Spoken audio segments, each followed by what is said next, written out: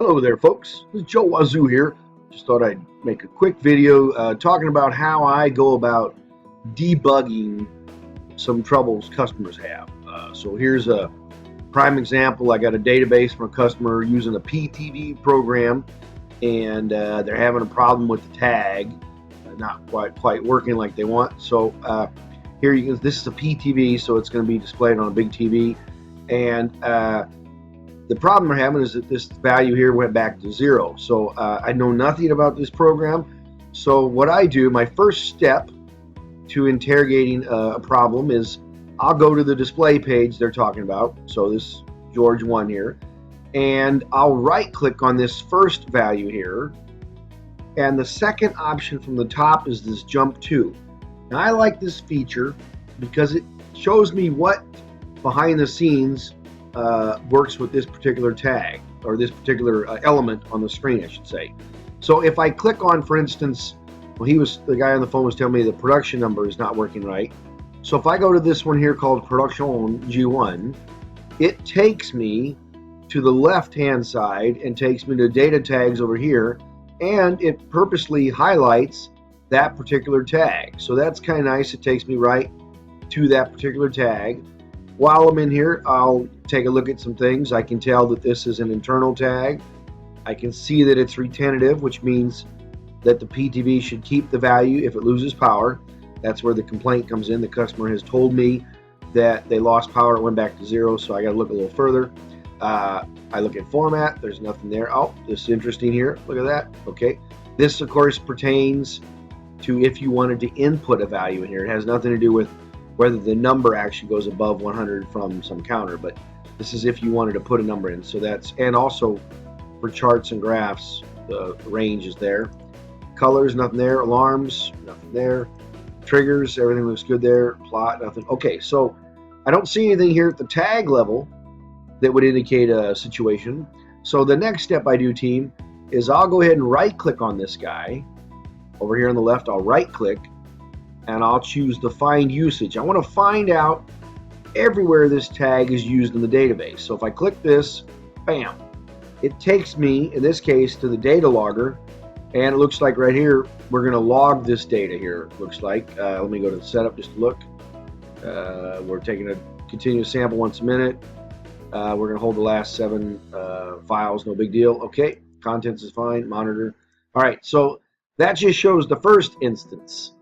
But this little button right here, the search results, if I click on this, it'll bring up all of the instances where that tag is being used. So I'm going to click it, bam.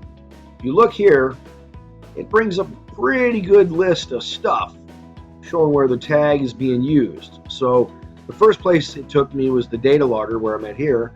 If I go to this next instance right here, boom, boom, boom, it takes me to this part. Now look at here. Let me, I'm going to shrink this down. You can always hit that find thing. It'll pull up again. But it took me to the next instance. Of course, the program I'm working on is for a colleague south of the border here. So so there's a tag here. And look at here. The data source, notice that it's yellow. That means it's a formula tag. And if I hit the edit button here, it shows me that the formula is, in this case, it returns the value of production G2 plus production G1. Okay, so that doesn't seem to be something that would reset that. I don't see that being an issue, so I'll say okay. If I click this button here again, it takes me to the next place. So look at here. The next one is reset days. Let me go here. I'll shrink this down again. So now I'm at this thing here called reset days counter. Interesting. Oh, look at here. Look at here. So under the triggers tab, if this guy goes on, it resets this to 0. So there's one instance of something that reset the counter back to the 0. So there's one possible issue. Let me go here. I want to look at this again. Back to this guy. So we got this one here. Okay, no big deal there. That looks good. So if I go to that second one, okay, so this was the reset days. Now the question would be is, well, when is this tag ever turned on or off? So I'll right click on it. I'll do the old find usage again. It says it's not. That's interesting. So in that case, why would you have this? Maybe I'll clean up. Bam, I got rid of it. So that got rid of it in there, and no errors. So that's a good thing. Let me go search here again. Since this keeps the old data, I'm going to go find that tag right here. I'm going to go right click, find usage.